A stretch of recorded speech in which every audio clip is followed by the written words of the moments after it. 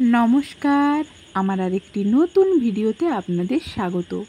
আজকে আমাদের বাড়িতে এসেছিল আমার সমস্ত দিদিরা এবং বোনপো আর বোনঝিরাও। সবাইকে নিয়ে খাওয়া দাওয়া করলাম ছাদের মধ্যেই, যাকে বলে ফিস্ট। তারপর চলে আসলাম বাপের বাড়িতে, কারণ বাবার বাড়িতে চলছিল হনুমান পূজা। আমাদের পাড়া থেকে যেটার আয়োজন করা হয়েছিল, সেই কারণেই সব মহিলারা এইখানে চলে এসেছে আনাজ কাটার জন্য।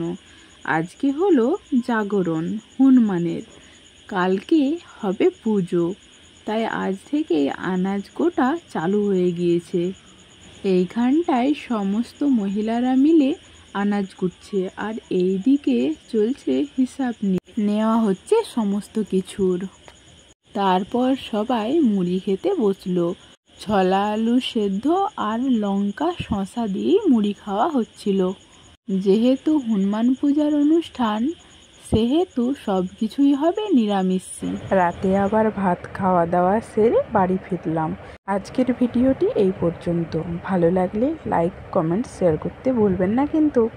ধন্যবাদ, শুভরাত্রি, সবাই ভালো থাকবেন, টাটা।